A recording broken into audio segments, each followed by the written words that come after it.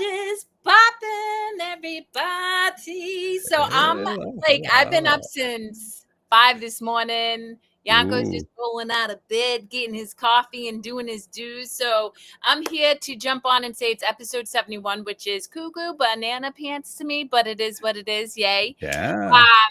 And this is for no particular reason with your host, Yankov, who is a hypnotist and I don't know, tech wizard extraordinaire, because he always educates me. And I am Kerri Lewis, and I am just living in joy in my best life. And we are here today to discuss whatever comes to our hearts, which I always have Mhm. lots to say, and hopefully engage with you guys. So if anybody wants to drop a comment or join us, please let us know. We love to make this interactive, and we love to have good conversation. That's right. And I love to be here. uh, Me too. one, I had a the, cup that was like this. It had the middle uh-huh. finger, but I broke the handle off. So, and actually, technically, it was Mm. my brother-in-law's, and that was sad because it was a perfect cup for his vibe. Well, there was a point in life when I really cared about what kind of cup I'm gonna drink my coffee off. Because you can go really deep into flavors and opening of cups and aromas and all those other things. But no, I just really don't care. It just, it serves a purpose. Here's the cup, yummy coffee, and that's it. Get I on know. my life. I love it. Well, I got off dairy, and so I'm drinking coconut milk, Oh, and I love it so much. By the wonderful. way, holy crap. Life-changing experience taking away dairy, although I've really missed my cheese. I'm like a Mm. cheese connoisseur, Yanko. Like, cheese and me it's like one of my love languages. If Nana ever wanted to propose, he could like hand me a block of cheese if I was eating it, and I would be really happy. Don't I do was that. gonna take it. I was gonna take it a step further and have a statue of him in cheese and in his No, Pikachu. because everybody knows it would be anatomically correct, and I'd be taking a picture of my mouth on his cock, and then I'd offend people, and it would just be a thing. But anyway, Maybe that'll happen. Who who knows? knows? Who knows? Because Lord knows I'm always down for the flow. Which I actually, here's my journal. By the way, guys, this is. This is the perfect Kerri journal, and I have so many, but this is the one that just makes me so happy. But anyway, that's not the point. I wrote something that I'm going to share. But so if you look, this page I write with my right hand, and this page I write with my left, because I've been training myself to write with both hands for a really long time. Today, I was in meditation, and all this emotion came up of judgment around my thoughts coming up and fears and all of the sensation that I experience when I am witnessing fear within my body, right? And I got so frustrated. And then I realized I was frustrated because I had an expectation around what my meditation needed to look like. And what I journaled about in this beautiful book is the fact that if I had an expectation of how my left hand wrote versus my right hand, I would never continue to write with both hands, and I wouldn't have the ability to write with both hands. And so what I'm encouraging the listening audience to consider is the expectation of the outcome is what prevents or could possibly prevent you from experiencing more moments of peace or more deeper connection with a significant other or deeper understanding of the job. We create these stories of what our experience needs to look like, and the story is what keeps us in suffering, not the actual experience. And as soon as I like had that register, I was at peace in meditation, and I'm like, and then of course judgment came in again, and I said, screw this, my meditation's over. But I did have a moment where I had that, and I was like, oh yeah, that's right, I needed that reminder. Well, everyone needs that kind of reminder. I had one of those moments myself too the other day. I realized that I had an expectation, and because of that expectation, I was limiting myself. And I realized that I could have had a totally different experience if I didn't set those limits on myself and expecting something to come out. Because I don't know, it was just basically I'm preaching it all the time. Like, be in the here now and, don't project in the future. Don't, predict the future. Don't make things happen. And here I was doing it to myself. And then I noticed that it transferred to kind of like anger towards myself because like I caught myself and I'm like, why am I doing this? But then I realized a step further that there's no self, and I'm started to laugh at the whole game because it was just like you like to say, cuckoo banana pants. It was It just like, is. you know. Yeah. Like, well, and that's the thing, but you know, bringing it down and deducing it for the listening audience who might, it might feel really, really hard to understand what Yanko is saying about there is no self, right? And I do have that fundamental core understanding now, but at one point I didn't. Even if you just have this awareness that when you have an expectation, you're attached to a specific outcome. You're attached to Hmm. what it needs to look like, how it needs to Yeah. feel, whether it's good or bad, right or wrong, right? We create this. And that is where we limit ourselves. And that's why I'm always open to play and curiosity, because when I'm just open to whatever comes up, i.e., this show, we never plan what we're going to talk about. It's always inspired by the moment. We have these beautiful moments of insight and fun and play and connection that I would not have if I created an expectation around what it needed to look like, be like, and feel like. Which sometimes I, like you, still get caught up in that story, but I have many, many moments of being reminded of that. Yeah, and it gets easier and easier as you do it more often and often, more coming back to like this is it. Like there's no other place to be. There's no fantasy. There's no la la land. No expectation. Everything was projection of your mind. You made it in your mind. As soon as you think of something, your mind gives you representation. It's like a Google search. It goes in, finds the representation, image, feeling, emotion, or whatever that is, and whoop, it brings it up. And Yeah. then you have that experience. And because that happens, then you have to find something that relates to it. And if you had I'll give you an example as a smell or aroma. You smell something that might remind you of your grandma's cooking or something. You get that brain do like a Google search. It goes in, finds it, brings it up, and here you are. Just the smell passed by, and you're already thinking of a episode that you had with your grandma Yep. back in time or whatever that is.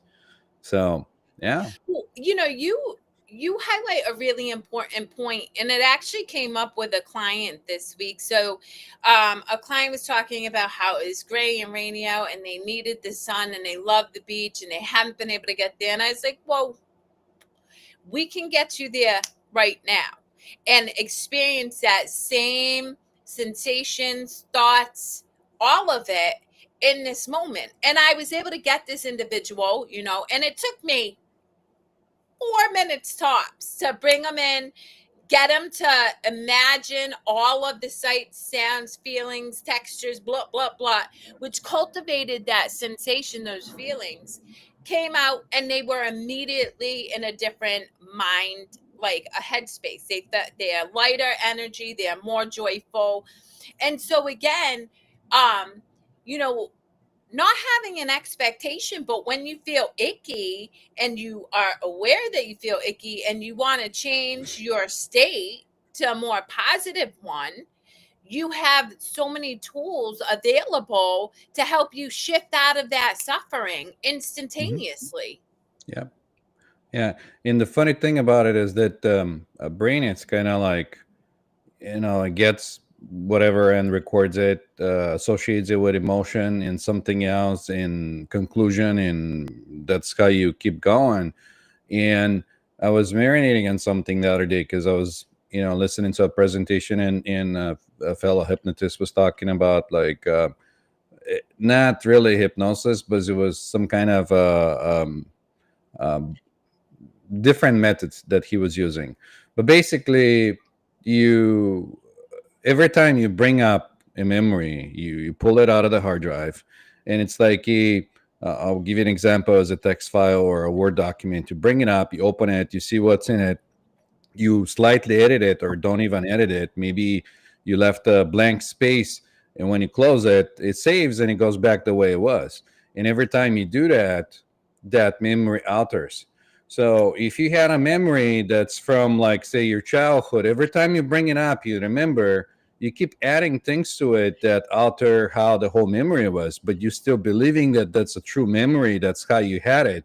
Maybe um maybe it wasn't sunshiny when you were eating your food outside, or maybe the whatever was happening. I'm just going back to that example I was giving with the grandma food. you know and then that gives you a really good opportunity to rewrite the way how you feel about things, I love because that. every time you bring it up, it comes up, you feel the feeling and everything, but then you can recall a different feeling and take those two feelings and override that feeling that you had and store it back in.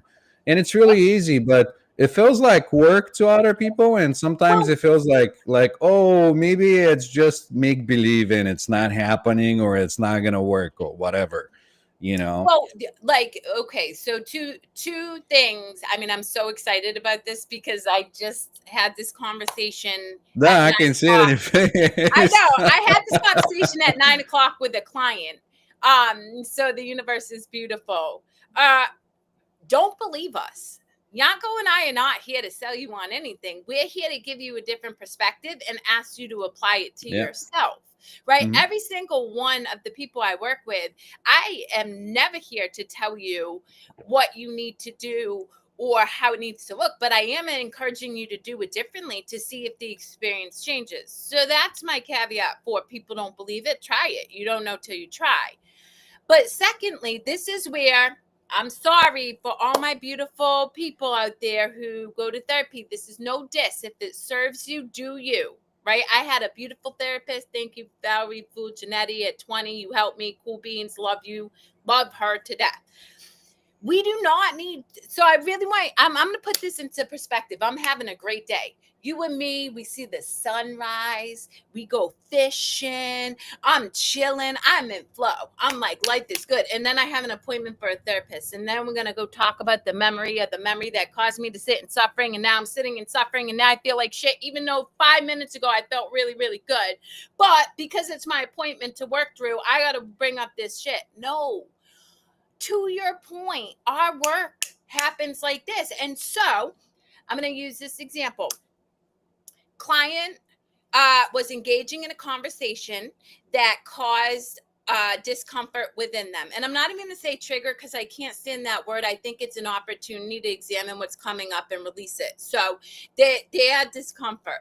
Immediately, they said to the other individual, we're not having this conversation. And of course, that individual was like, you don't ever want to talk about it, whatever. And so this individual asked me, well, what would I have done? I said, lean in. Lean in. What is making you uncomfortable? Is it a shame story? Is it guilt? Is it judgment of self or others? Whatever it is, instead of shutting it down, get super curious.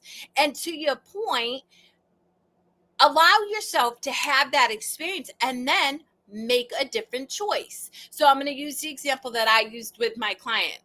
When I was like 11 or 12, I stole my mom's sapphire ring. It was like one of the few nice things she had because she, there were 6 kids, there was little money, whatever.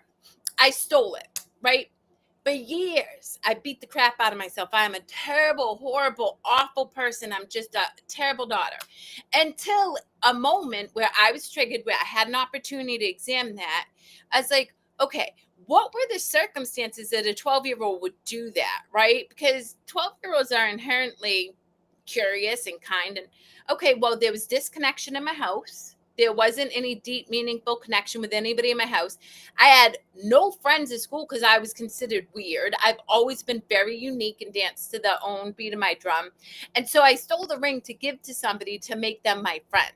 So when I was able to recognize that, I was able to release the energy that came up that I was bad or horrible. And I was able to replace it with, oh, wow, I was sad. And then how can I shift even out of that and let it go so that in that experience, I'm grateful? Because I ultimately was grateful because I realized, one, I was unique even back then, and I was okay to beat to my own drum, which is a superpower in my opinion. Two, I was able to share that story with other individuals so that they can now release their own shame stories. Three, I learned more deeply about how to release my own suffering, and so on and on and on. And so the memory that once caused me deep, deep suffering was the same memory that freed me from the experience of suffering. It's just how you look at it. But also to your point, it is work, Yanko. It's a nanosecond work. Like you look at it, you experience it, you feel it, you shift it, but it's not.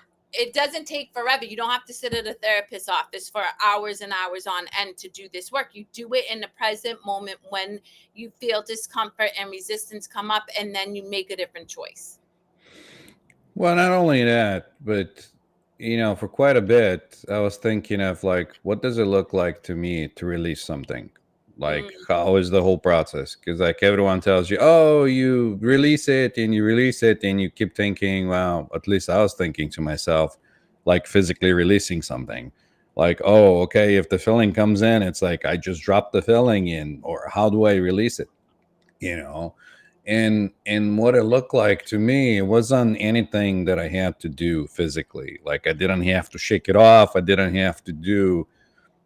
When there is a recognition of that the feeling of whatever that's happening, like you were describing it, that it's not true, and it's a story that played in your head and yep. everything, it just drops on his own. There's very little work that you have to do. There's no like dropping it, or handing it over to somebody. I mean, there's all kind of methods you can do, but ultimately when you recognize it Ah, as what it is, it just fades away and you have a laugh. I'm losing my mind right now. Oh, why? What's going on? No, because I can hear you from two different sites. Go ahead. Sorry. Well, I finish off what I was saying. Okay, well, I I just caught. kind of, well, I'll read it, reiterate. Uh, I was just explaining what it looked like to drop a filling or to drop a story or whatever, and what it looked like to me. Because like at the beginning, I didn't know how is it done. Like, do you Yeah, physically drop it, or how is the whole process happening? And I was just sharing my story that once you recognize it, that it's a made up story, that it's not, there's nothing, nothing that holds it, nothing that gives it energy, nothing that keeps it playing. You just kind of recognize it and just goes away, and you yeah, don't have to drop anything or do anything. Just like you were saying, you went in back, you visited that story that made you feel that way or whatever, and then when you recognize what's happening, you just kind of, there was no more story. It was just yeah. like it was over, you know. So Well, yeah. it's interesting because I do have physical releases, like for really trapped stuff. I have a physical expression of that through pockets of air. Like it's like burping, but I don't actually burp. Mm, It's just like a release, and I know it. Like it's just sure. in the beginning, I'm like, I don't know what's going on, but now it just happens so much that I'm very aware of that. But to your point, you know, we're 8 billion people, and so we have different methodologies to process and release, but my contention is that please do the work because you free yourself however that works, like it. You either, like Rumi says, keep yourself locked in a cage, or you open the door and you free yourself, and it's entirely up to you what you want to experience. And it's not for me to tell you how you want to experience life. I just know from having been in a cage, created by my own doing, unintentionally, of course, for so many years, and then opening that door, the opening the door feels a hell of a lot better, a lot freer, a lot more joyful. You have more connection. It's a much more spontaneous, and most importantly, you learn deep intrinsic self-love and self-trust. Well, I was going to say the journey starts with the first step in recognizing that you're limiting yourself by your own limited beliefs. Otherwise, you can talk to somebody about all the stuff and everything, and you'd be like, "What are you talking about? My life is great. I love it." Because like go back to the cage thing. I have food. I'm comfy here. I have shelter. Nobody's gonna attack me. I'm protected in the cage. So what are you talking about? I love it. And that's the thing, they get to keep that experience, Yep. but here's the thing, most people I feel that are in the cage, this is just from what I've observed, so I'm not saying everybody, this is just my experience. They feel victimized by life. They feel like, woe is me. And the reason I say that is I had that same experience, and I deal a lot with clients in this headspace now. Is, I mean, I would see somebody like me now on social, and I'd be like, they full of crap. They fake. They never suffered. They don't even know what I go through. Life is blah, blah. And that was me. But that's the thing is, so it's like, oh, I'm okay with my life, but am I really? Because the minute I recognize that, I'm like, oh, this person's fake, or they, you know what I mean? And I was like that for years. I mean, I would delete, Facebook pages. I would just like be like in such like judgment of happy people is so funny, and now I'm Sure, just because like, they oh, have I it in get it. and you don't. No, but Uh, there's levels in life.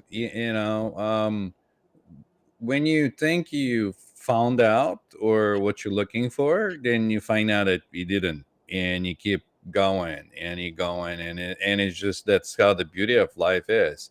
There is levels and levels and levels of awareness. yep. If you had this level of awareness you didn't know, and you step up on the next level and you're like, oh, this is great. But then you find out something greater than that, and you keep going and you're going and you're going, and it gets, more joyful and happier.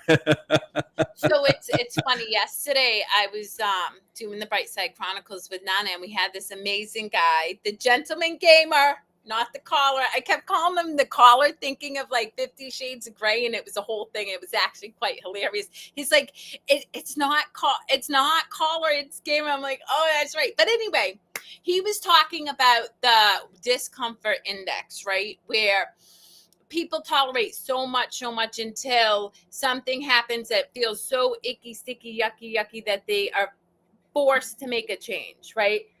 Mm. This is what I've come to understand for the listening audience. And please, anybody watching, please feel free to join the show, comment, disagree, whatever. Yanko and I love engagement. But you can experience a moment of discomfort and make a change right there. You don't have to wait until this perceived discomfort index, because what happens is your inner, higher, evolved, knowing self will continue to put you in situations that become more uncomfortable and more uncomfortable and more uncomfortable until bam, something horrible happens. And I know because it happened over and over and over again in my life.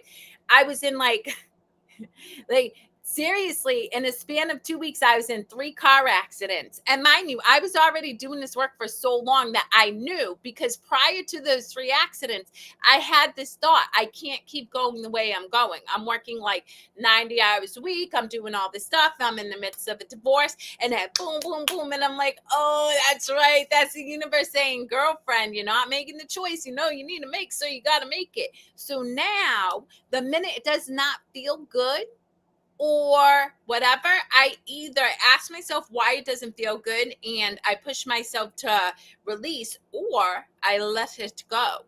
I just, oh, nope, not for me no more. I'm going to move on. And I do it very easily, because that's flow. That's just allowing up. This served me. It doesn't serve me. I'm moving on. Yep. And again, it goes back to awareness. If the the the consciousness that it's aware of like what's happening, it's not you. You're not your role you're playing. You're not your mind, and you're not your body that you think you are. There's something inside that knows and looks through your eyeballs and perceives the world and gets entangled with it.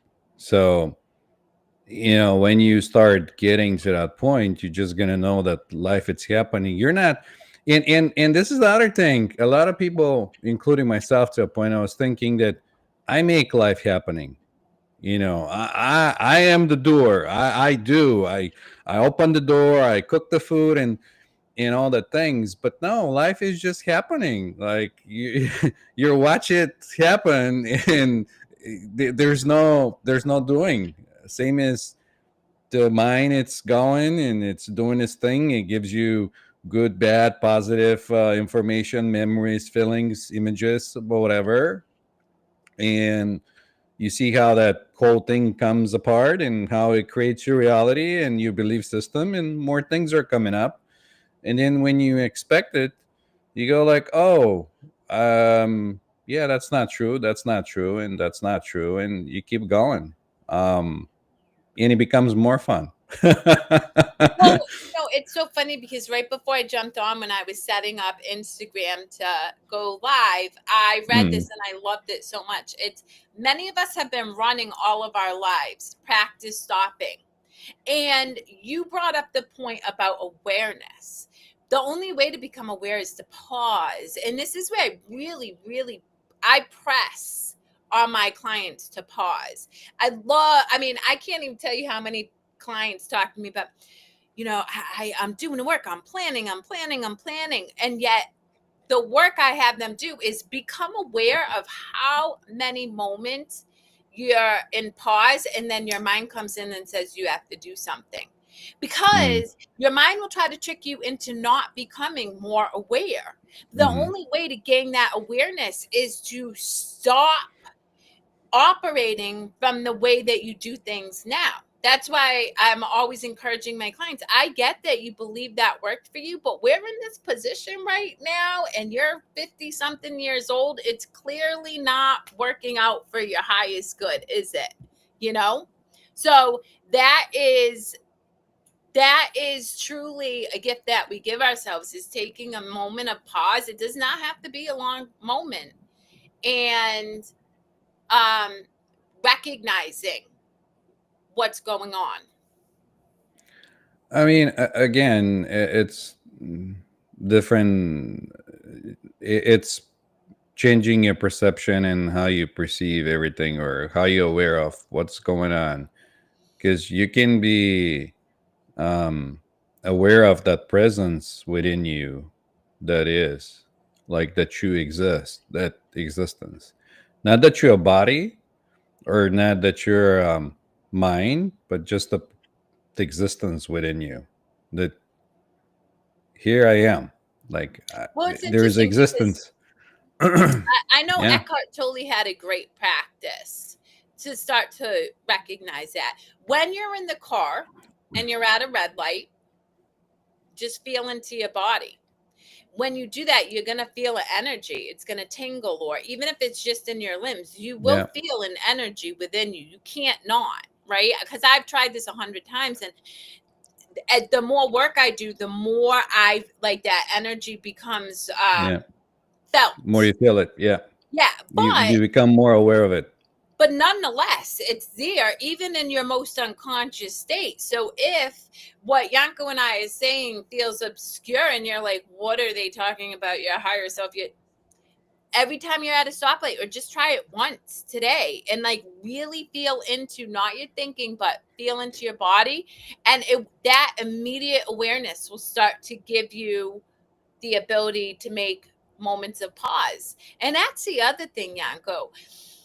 I think I'm sure you hear it all the time too, right? We all know science has proven that meditation actually has so many benefits, like profound benefits, and yet it's still the thing that I hear so many people say, oh yeah, meditation is great, but it's not something I can do. I get it all the time.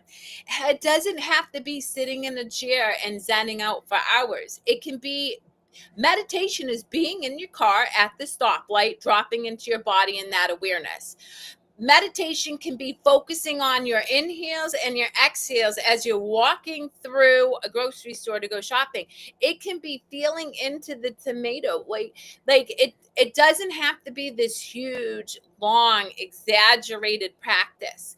The more tiny moments you lean into, even if it's once every month, the more moments you'll remember to lean into that and then do it over, and then meditation in the chair becomes seamless. It doesn't feel like this arduous practice that nobody can do.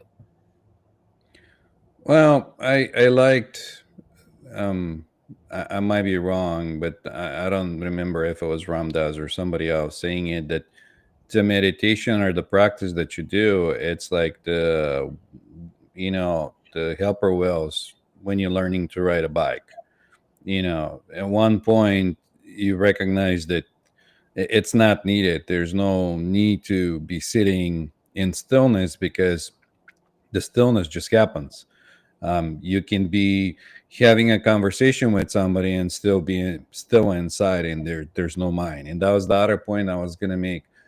Um, some of them, or most of the Eastern practices, refer to meditation when there's no mind involved, or when there's no thoughts. Like there's thoughts and there's gaps between the thoughts, and a lot of people focus on the thoughts instead of the gaps between the thoughts, and that kind of fills up the mind and gives it more fuel to work on. But it kind of is the same way with music. In order to enjoy a piece of music, you have to concentrate your mind or consciousness on the sounds, not the gaps between the sounds. But the gaps between the sounds are also important because they separate the rhythm and the tones and the instruments and everything else. So both things are important, and you get to a point where you can recognize that there's no need to be thoughts involved, but then they don't vanish. You start using the brain as an instrument where when you need it, you work with it. That gives you the thoughts, and when you don't need it, it's quiet. There's nothing going on inside. And that's meditation. When there's nothing going on inside, you can be in the here and now because your mind doesn't take you places. There's no feelings that are going and bringing you memories and anything else. But again, it's a process that it doesn't just happen overnight. At least it hadn't happened to me permanently yet. But it does. I mean, I study people who they've transcended that thinking altogether. But like anything, it just takes discipline. Even more than that, it takes the wanting to have a different experience, right? Because going back to, oh, meditation doesn't work for me, the minute you say that, it's not going to work for you. Oh, I can't quit smoking. You're right, you can't. Oh, that would never work out for me. You're 100% right. It won't. And I loved when I was listening to Wayne Dyer years ago, and had he was walking on the beach and he loved this place. forget, he's in Hawaii or wherever, and he's in this euphoric state. And he comes across a lady who's like, I just moved here. Where I came from was horrible. Like, nobody was friendly, and it was all ugh and da da da, going off about it. And she was like, what's the experience like here? And he said, well, it's the same, because he knew that her experience of the environment internally was what she was going to experience externally. Whereas Mhm. he knew peace, she did not, because she was like, her perspective was very different. And that's the reality, is really being able to, again, give yourself permission to be open to a new experience. Because if you say that it's not going to change, I 100% guarantee you it's not going to change. Yeah, yeah, that's how it is. Well, it will change, but you won't know that it will change. I do want to add that caveat, because everything is changed. We're in constant motion, and we're constantly changing. It's not that flow, expansion, the world, the universe, consciousness, collective consciousness, Yeah, consciousness. and yeah, and the same applies with the body. The body, ages and it gets old, and you're not noticing it until one day you start seeing white hair in your head, and or other things or wrinkles, and then you start to notice. But because the time space phenomena with perception changes, because you're either in the yeah, yeah, you either yeah. Listen, every time I hear that, I'm like, the Muppets, baby. Chef and Beaker. Oh my God. I gotta watch the Muppets. Like, it keeps coming up. I feel like that's a sign I gotta watch the Muppets. Oh, yeah, sure. Do you know what was my jam? No. Clap your fears away.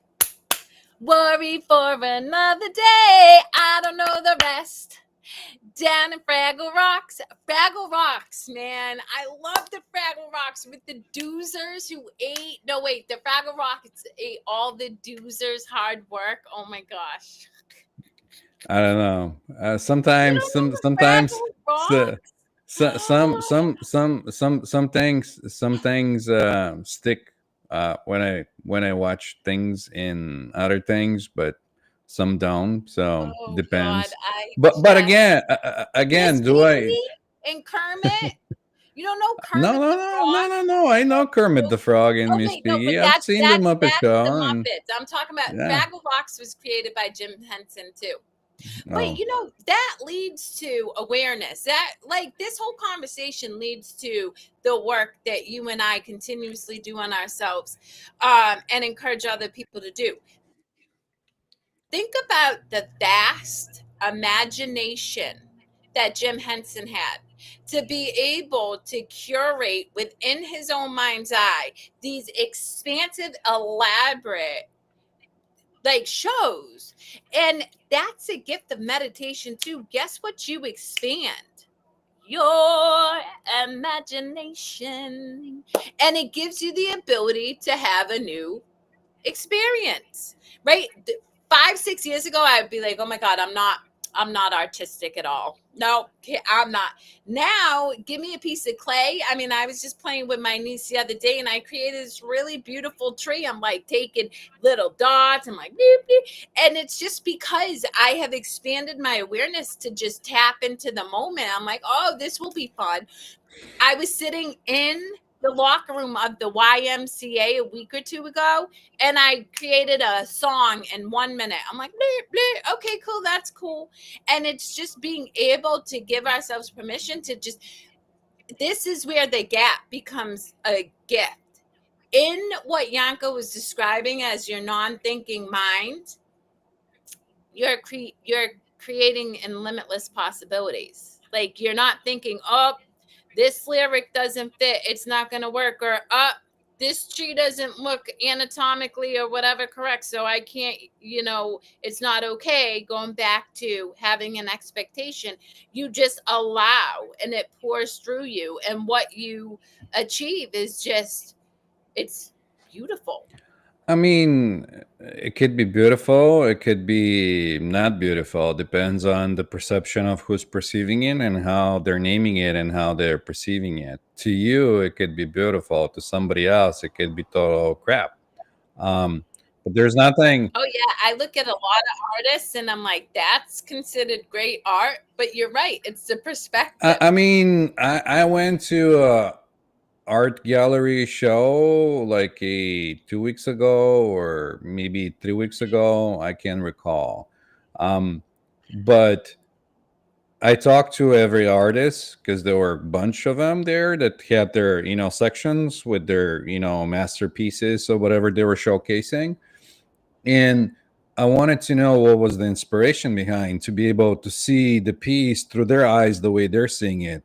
And then to see it through my eyes and to be able to have like, oh, this and that, or maybe I've seen it this way, they've seen it differently. And that's why I'm thinking like, it doesn't have to be with art or anything.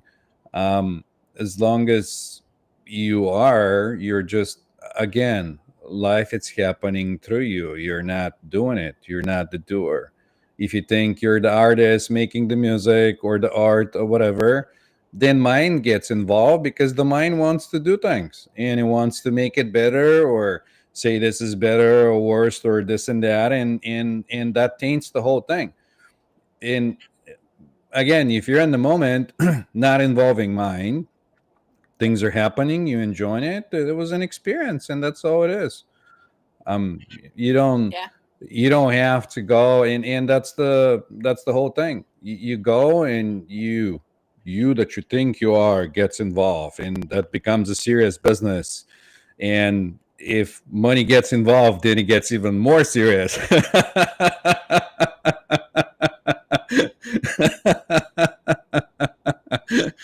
Yeah, yeah, yeah, The number one, well, I think religion and money are the two things that keep people most yeah, enslaved yeah, because it is a construct that the collective has all bought yeah. into. I mean, nobody, And it's nobody's doing it to us. We agreed to have that. Like we agreed. Like nobody come in and said this piece of paper it's very valuable. You agree on it, and you said, "Oh, this is very valuable to me." And then somebody else also agreed oh, and I said, did. "This is very valuable to me too." So let's collect those Yeah. papers and whatever that And is. then let's start wars Oh over yeah. this paper. It's so funny. I have to laugh. So yesterday I get a call from my daughter's superintendent. They failed to pass the budget 3 times. And of course, this is an imminent call. Every parent must show up and advocate for the needs of all these people. And I just started laughing. Oh, I was just like, if somebody sees wow. you, be like, "You're a very irresponsible parent. How dare you do this kind of stuff?" Yeah, you know what I did? I said, you know what I'm showing up for? The Bryce Side Chronicles, where I'm staying in joy. Look, the reality is that's not my experience, and I have no idea what the outcome is going to be, but I always believe that everything ultimately works out in highest Of good for course, everybody. of, That's why I don't of judge course. anything. I have no I was idea, right? gonna And say that doesn't do anything for you, but it does something for somebody else. Like people like different things. That's why we have different people. Some people like to get involved in this kind of stuff. Other people like to organize people. Other people like to, you know, they do their service differently. So there's no wrong or right way. It's just it didn't resonate with you and you didn't do it. not at all. I like to play and have fun, and as my daughters say, yap a lot. Yeah. Yeah. No. I mean, it is. You don't. Again, I can describe it, or we can give it so many words in feelings or descriptions about everything, but it's just life. You're having you having an experience. That's I'm having an experience drinking coffee right now, and I enjoy it very much. or the eye I'm or out of the yeah, or the eye enjoys it very much. There is an enjoyment. I love coffee. But I'll drink my water instead. And with my message, lead with love, live with courage, which is also tattooed on my chest. And it serves as a reminder to always make the choice of love, because there are times where I still can fall short and choose fear. And I need those gentle reminders to say, not doing this dance again, particularly around money. I feel like in the world that I work within, and I'm talking about coaches, whatever, like all these people who are transcending into different consciousnesses, different understandings, that is a very pervasive story that is woven throughout the thread of consciousness. So I just laugh. I'm like, holy shit, it really is um entrenched and embedded into the collective psyche in a really visceral way for much of the consciousness. My experience with that is that it gives you different abilities, but again, who wants those things? Like, who's the one that wants to have like a bigger house, or to have, yeah, there is. Um, when you realize that everything it's I want to live with okay. Nana. Yep, that my ego wants to live with Nana. My ego wants to do a lot of things, and that's okay. Like, I think the point is becoming aware of what's driving that desire, right? And so before, I suffered because I'm like, I don't have this. Now I am content where I'm at, while knowing that there are experiences that I desire to have. And it's not as a, and there are times when there's attachment, but I'm not as attached to that experience I desire to have, because I'm still enjoying what I am currently in, and still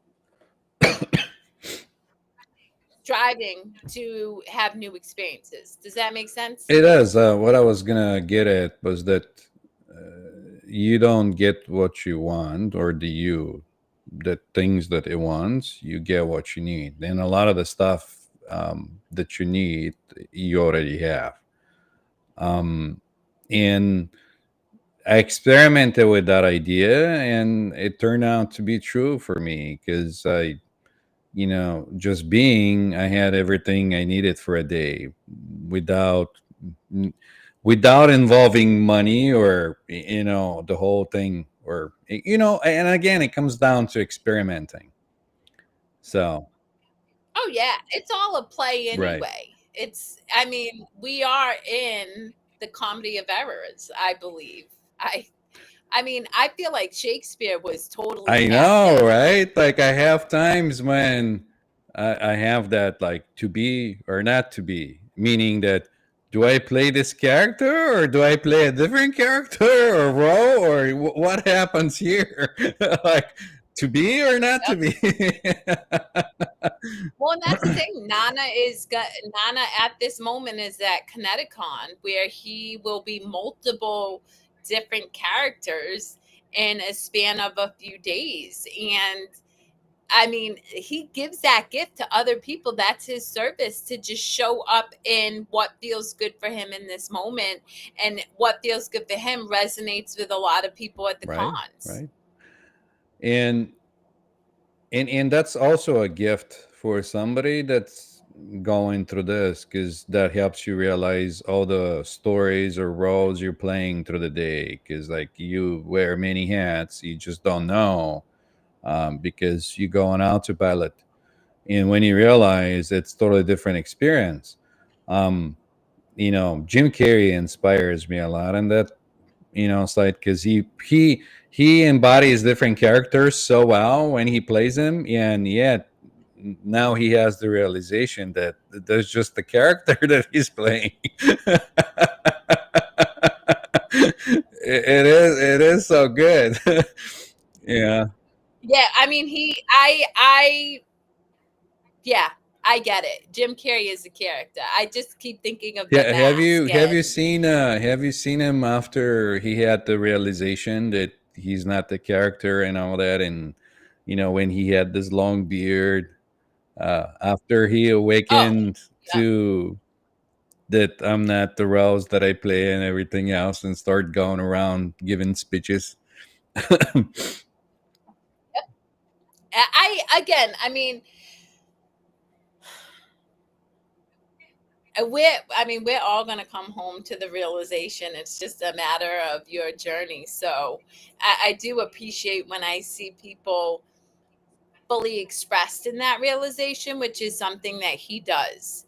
Because um again, like, for example, look at me today. I wanted to do my hair. I'm like, I'm gonna do my hair, I'm gonna wear eyeliner, I want my hoops on, I'm vibing, I'm feeling me. There have been shows where my hair is sticking up, I got no makeup on, I just rolled in from the gym, and like, it's just a different experience. And I don't take myself so seriously to have an expectation of how I need to present in order to make an impact. And that's what I love about people who are self-aware. Is even Deepak Chopra, if you watch any of his stuff at any length, I mean, his appearance changes so much, because sometimes he's clean cut, sometimes his hair's overgrown, sometimes, you know what I mean? And that's just because we're not tied to this identity of what we need to look like, right? Or who we need to impress or whatever. Well, the other people are getting tied to that identity.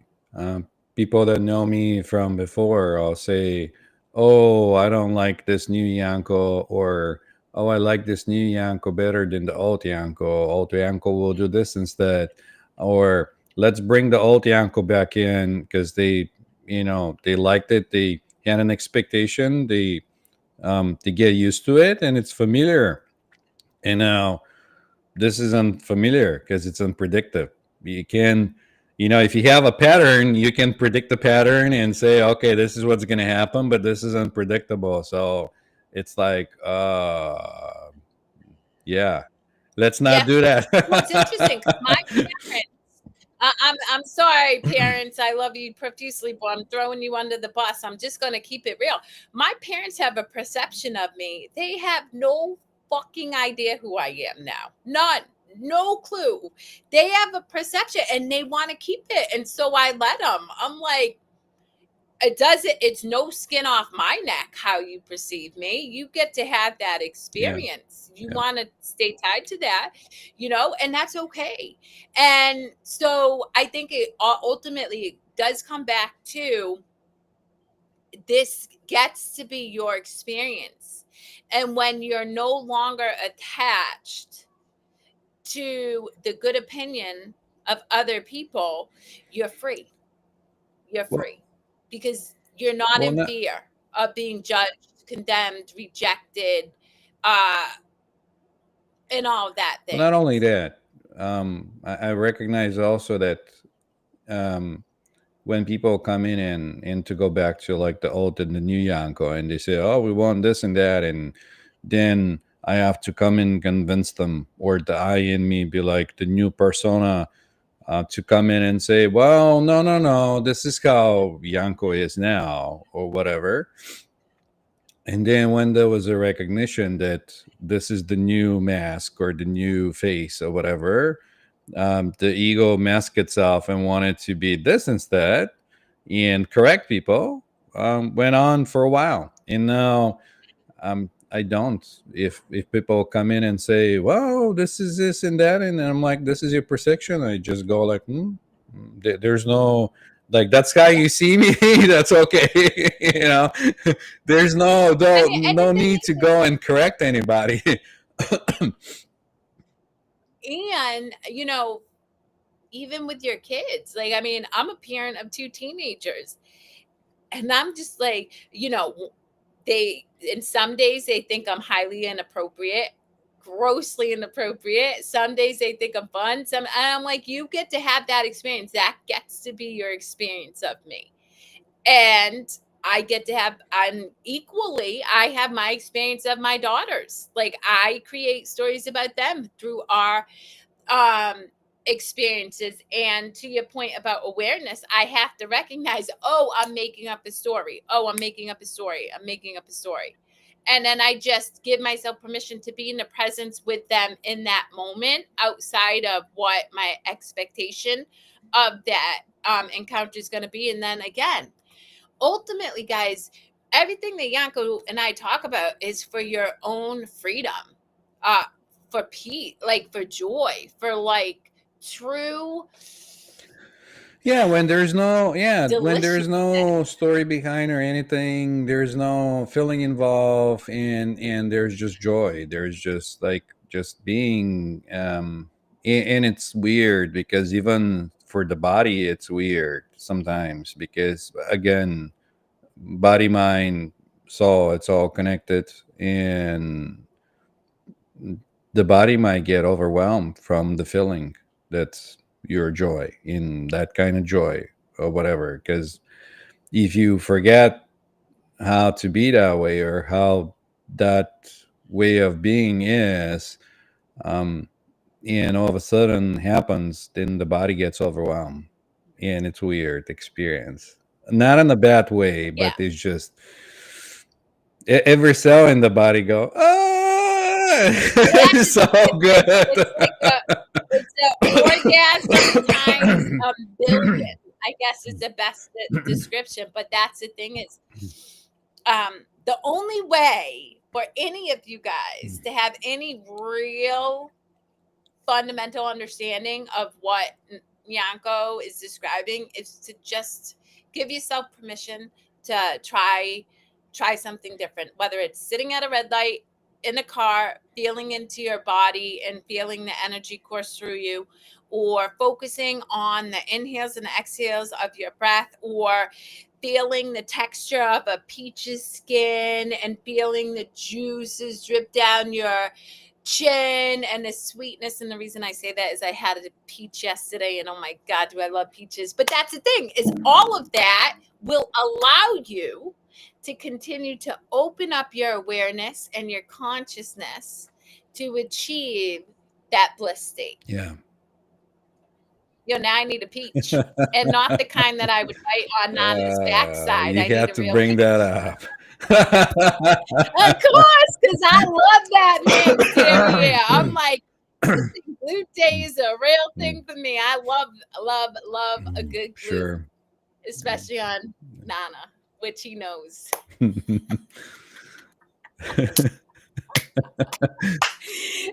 See, talk about bliss. I'm in bliss just thinking about it. It's You know what? I'm thinking of the Dua Lupe song. Let's get physical, physical. I wanna get physical. She did a like remake of an old song, and it's so good. I think about Nana every time I hear it. see how that plays. All right, See how that plays. The same thing with, a song could, trigger that in you. A smell, anything can bring you memory of somebody or Yep. something, and off you go. You're not in the present anymore. Yeah, see, you said memory. Memory of the song that I don't know. I don't know the There you go. song, but I love the melody. It's from Cats. I don't watch. I don't want to say I don't. I have not been in the. I've not wanted to watch musicals the way other people do, but I do love that melody. So who knows? Maybe I'll watch Cats one day. All right, Yanko, it's 11 o'clock, and it's time for us to bid adieu to our listening audience. I'm going to end in a pseudo-British accent because I'm inspired to do so. What would you like to say to them? I would say skibidi doop doop. Till next time. Skibidi.